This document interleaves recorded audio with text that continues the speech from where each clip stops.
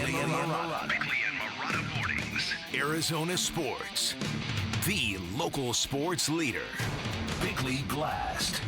If you're into money, this is a great time to be Devin Booker. The Suns will soon add 2 years and $150 million to his contract, temporarily making Book the highest paid player in the NBA on a per-year basis. It's a level that Luka has never achieved, and that will surely make Book very happy. Now, some believe the Suns are making a mistake. A shocking 46% of respondents to an Arizona sports poll yesterday seemed to believe that tearing it down is the way to go, or that Book doesn't deserve a huge raise after 2 seasons of regression. Me, I'm excited. Book hasn't had his own team since the 2020 Suns that were the feel-good story of the pandemic and the Orlando bubble, where he might have even had his best moment, that game-winning fadeaway shot over Kawhi, where he ended up on his back. That was before Chris Paul, and that was before Kevin Durant and Bradley Beal. But there will be no deferring this year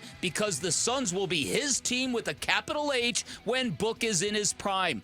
The only thing I require is that Book is committed to whatever comes next, and I mean all of it. I do not want his unhappiness to conveniently surface next season asking for a trade after he gets his max extension. Bottom line, I want to believe that Book is here because of us, not the money. That he truly wants to be a one-franchise player, just like Kobe, through thick and thin.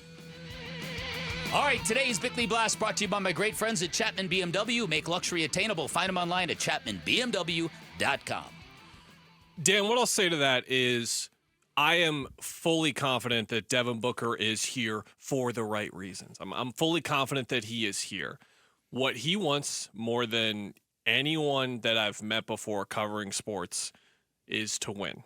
He wants to win. He is a maniacal level sort of competitor in the ways that, like, remember, like the Kobe comparisons and all that stuff, like watching him develop over the last couple of years, it was undeniable in his first couple of seasons to reach that sort of conclusion. So you mentioned, like, the possibility of him asking out next summer, taking the money and running, if you will. I think the only thing that would really apply to that, not the money per se, but would be how this next season goes, because I think that the same level of skepticism, and we're at least hesitating to fully trust, or at least somewhat trust, this new front office, this new regime. We don't know how Devin Booker feels about it. We'll see how he feels about it, and I think how he feels about it is going to dictate whether he is here in 2 to 3 years or not, because what I don't want to see, I think some people listening want to see Devin Booker be a Sun no matter what. Even with how bad it goes, they just want to see him stay here no matter what. I just want to see the guy win. I want to see him win. I want to see him get back to what he did in 2021. I want to see him get back to what he did 2 years later. Do you remember that 11-game run where he was like the star? He was like, it was like, is Devin Booker going to be an MVP candidate next year? Like, he was out of his mind.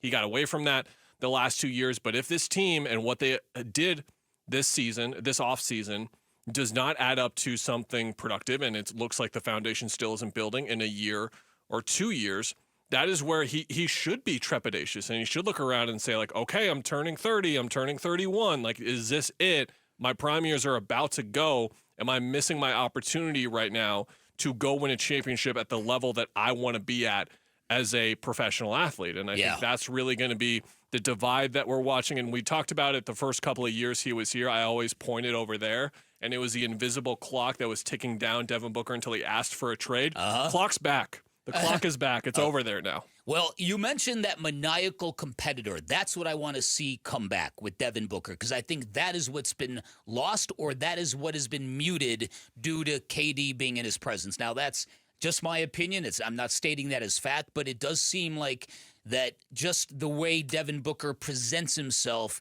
kind of changed a little bit in KD's presence. Now, Myron Metcalf of ESPN, he kind of thinks that the end is going to come. We're talking about Devin Booker and the Phoenix Suns. Are we sure that he's not going to demand a trade at some point and just say, I want no part of this? I can't imagine. He goes to training camp, and it's him and basically a team full of guys coming out of college, and he says, this is where I want to be for what could be the prime of his career. So as much as we're saying Devin Booker and the Suns, I don't know that there will be a Devin Booker in the Suns once next season starts. So there you go. There are people like, listen, and the way you laid out the skepticism, it's very warranted in this situation because the Phoenix Suns are acting like they're in control of the situation. They're acting like they know what they're doing, but they don't have the results to back that up. And there are words for that. Delusional comes to mind. But to me, if Devin Booker, and apparently he's cool with what he's seen so far, apparently he signed off on Jordan Knott as the head coach. If it all works out, I'll be incredibly happy for him. I remain skeptical. I'm also skeptical about the pairing of him and Jalen Green. Yeah. Your thoughts on that? Yeah, and one thing I'll add there is that he told the Ringer late in the season that he's done with rebuilds. That was the last time he was a part of a rebuild, and this is some form of a rebuild. So again, if this team fails to win 25 games next year, fails to win 30 games, and it is not a productive 28 or 29 wins, I think that music starts to get a little bit louder.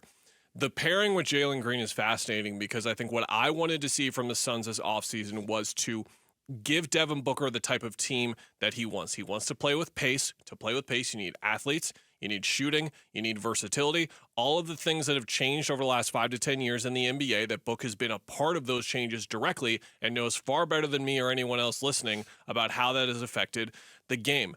Instead, what I'm actually kind of seeing from them, I've seen part of that, don't get me wrong, the athletes that they got in the draft and so on.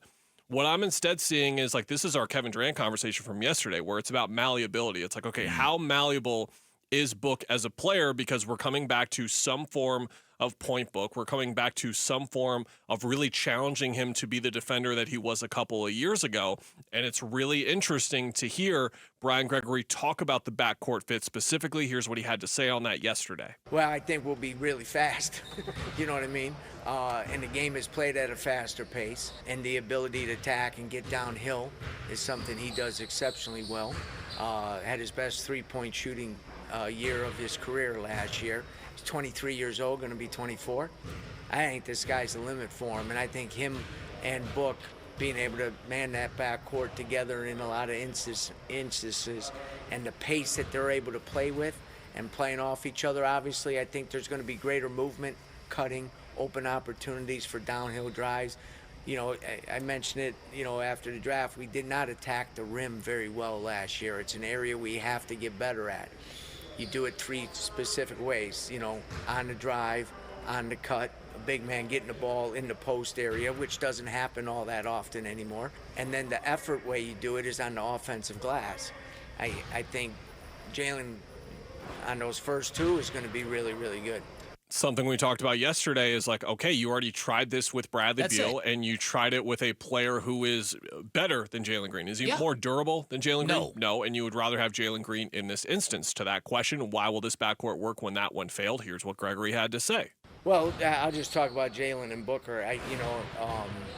Again, as I mentioned, I think there's a speed factor that's being played in the NBA right now. They're both great with the ball. I think they can play off each other when they don't have the ball. I think our style of play, playing at a faster pace with better movement, is going to open up the court for both of them.